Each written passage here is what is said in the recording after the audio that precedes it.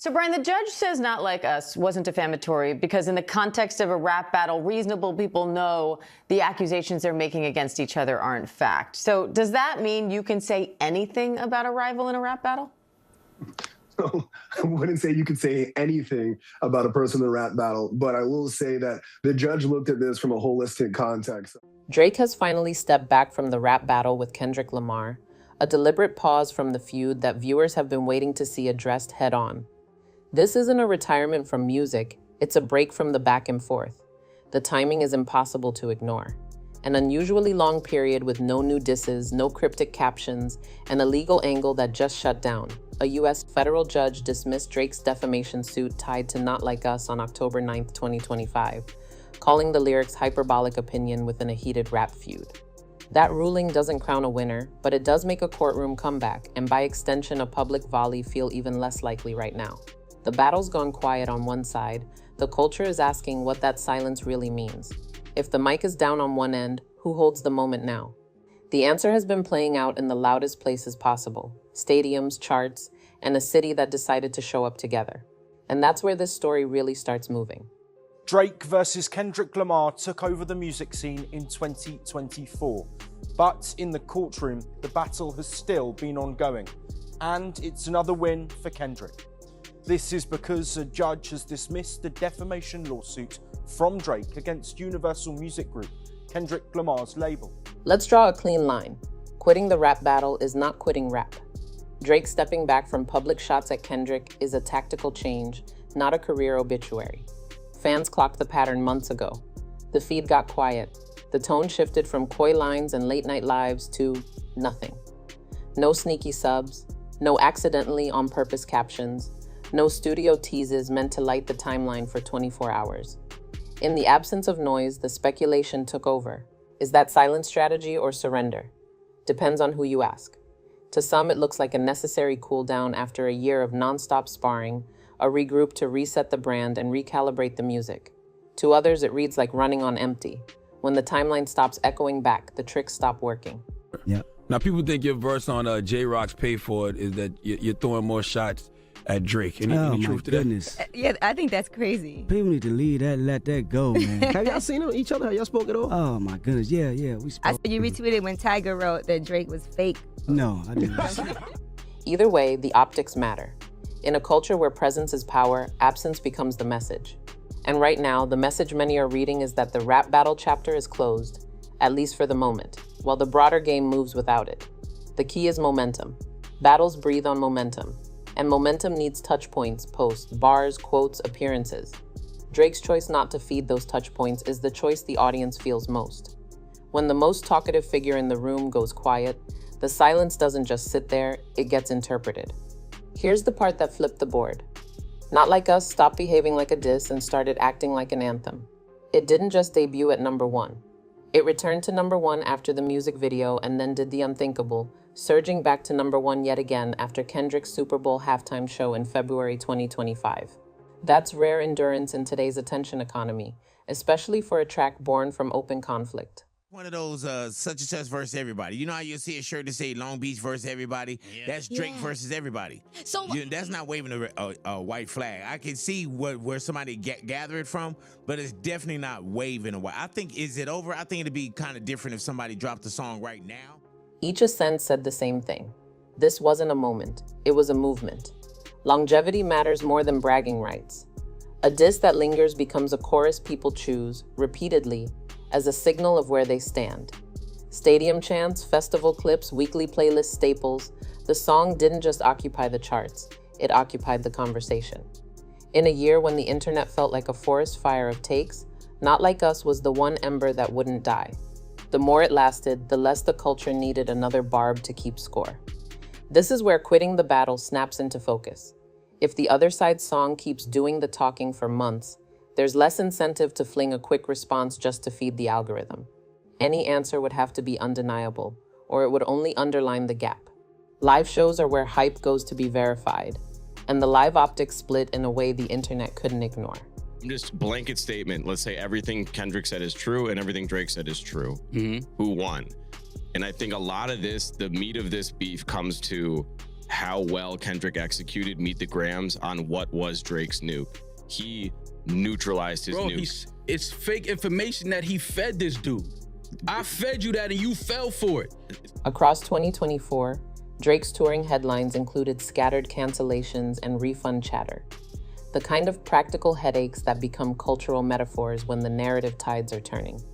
Meanwhile, Kendrick Lamar and SZA announced and expanded a sweeping 2025 Grand National Tour, rolling through major football and baseball stadiums with added dates, sold-out nights, and an arena-level roar that felt more like civic rallies than concerts.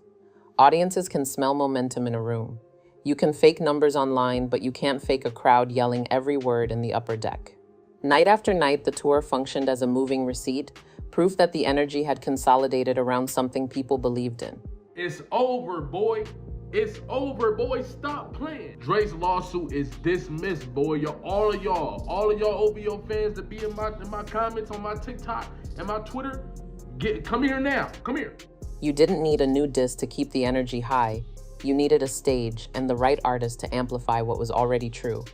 And the details mattered, evolving set lists that turned chants into ritual, city-specific moments that made each stop feel exclusive, and fan-shot clips that traveled faster than any press release. When thousands of phones go up on the first note, that's not marketing, that's memory being made in real time. By contrast, schedule shakiness and venue confusion create a vacuum where rumors grow louder than music. That's the quiet leverage of the moment. When live performance becomes the scoreboard, the louder proof isn't a post, it's a roar. If one night needed to be circled in red, it was Juneteenth in Los Angeles. The pop-out. The city didn't just attend, it aligned. Legends came out. New blood stood next to them. The show read like a statement of purpose. Not only the fact that this is opinion and not fact, the context not just of the single song Not Like Us, but of all the songs in these diss tracks, and maybe even going a little bit into the history of how diss tracks operate, as you saw Mike Muse opining just a few moments ago. West Coast unity as a flex, community as the headline, and craft as the currency. Even if you only watched the live stream or scrolled highlights, the symbolism hit immediately. This wasn't about beef anymore. It was about belonging, history, and pride. Part of what made it land was the texture of the night. The pacing felt intentional, quick transitions, chorus-first moments built for crowd participation, and pockets where the beat dropped out so the audience could carry the hook. The camera phones turned into a sea of light, not just during ballads, but during the anthems, which is how you know a record moved from playlist to ritual.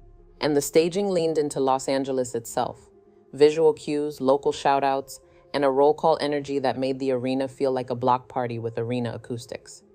That's the difference between a concert and a cultural checkpoint. You leave feeling like you were counted. Moments like that change the conversation because they reframe success. It's no longer who posted the best jab, it's who can convene a city and make it feel seen. When a performance becomes a mirror the audience likes looking into, the narrative doesn't need spin. The room writes it for you. For a feud to function, the audience needs to be hungry for the next blow. After the pop-out, it felt like the crowd was hungry for something else entirely, a direction. That's a bigger prize than a round on the timeline. And once a city experiences that kind of alignment, it sets a new baseline. Future nights aren't just compared to other shows, they're measured against a feeling. That's the sort of benchmark a diss track can't touch on its own. Back to the legal chapter that underlined all of this. On October 9, 2025, a federal judge dismissed Drake's defamation lawsuit against Universal Music Group over Not Like Us, ruling that the lyrics were non-actionable opinion, rhetorical hyperbole in the context of a rap feud. It all stems back to the song Not Like Us, which not only won Lamar 5 Grammys, but for many was the decisive blow in the ongoing rap battle between the two artists. In the song, Lamar accused Drake and his associates of being certified pedophiles. The court didn't declare winners and losers. That's not how courts work. But the ruling did something the culture had already intuited. It recognized that battle bars live in a heightened, exaggerated register that reasonable listeners don't read as literal facts. In other words, the lyrics belong to the theater of the feud, not the record of the court. Why does that matter here? Because once the legal route goes nowhere, the motivation to keep the verbal war public shrinks further. There's no injunction coming to change the past. There's no damages verdict to reframe the narrative. The decision's ripple effect is cultural. It says the battlefield is the stage and the charts, not the docket. And in those arenas, the scoreboard was already visible. So when viewers ask, did Drake just quit the rap battle? The fairest read is that he stopped fueling it, at least for now. The court didn't force the silence, but it did make the cost-benefit of more public shots look worse. When the ref tells you the blows count differently than you hoped, swinging loses its appeal. What happens to the content machine when one side stops feeding it? It starts eating its own tail. Podcasters, streamers, stan pages, whole economies grew around microanalyzing every nudge and nod. But when no new subs arrive, the dissection turns inward. Old clips, recycled breakdowns, stale bottoms, and viewers can feel when the air goes stale. Algorithms feel it too. When there's no fresh spike to latch onto, the platforms stop rewarding he said, she said thumbnails and start elevating what actually holds attention. Live clips, crowd moments, and performance highlights with replay value. Creators who built audiences on drama pivot to recap reels from shows, chant compilations, and breakdowns of production choices instead of bar-for-bar detective work.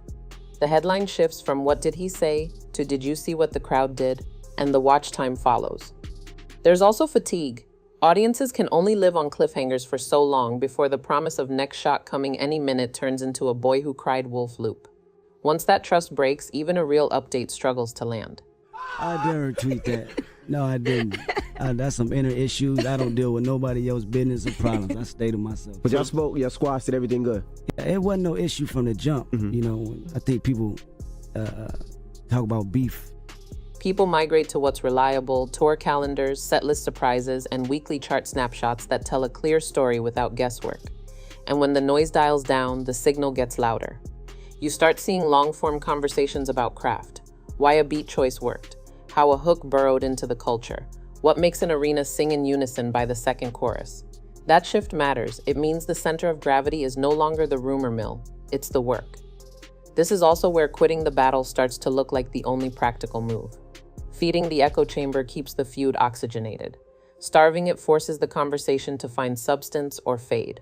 Right now, substance is winning. Songs that last, shows that sell, and nights that feel like milestones instead of memes. And that sets up the next reality.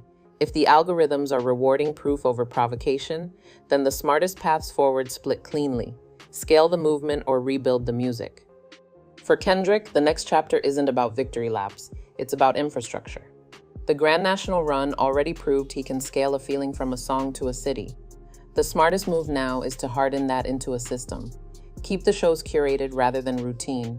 Rotating openers, regional cameos, and moments that let the crowd feel like co-authors, not spectators. Fold in community touchpoints around tour stops, pop-up workshops, producer labs, and cypher-style spotlights that bring local talent in the fold. That turns momentum into a pipeline. Musically, the window is wide for a focused release strategy, one statement single that isn't reactionary, a lean project that foregrounds craft over volume, and features that feel like handshakes, not hashtags. He can also extend the Juneteenth ethos year-round, commissioning short films, archiving live arrangements, and releasing stems for fans to remix. When an artist treats the audience like collaborators, the culture tends to repay that trust. The broader win is brand-agnostic credibility.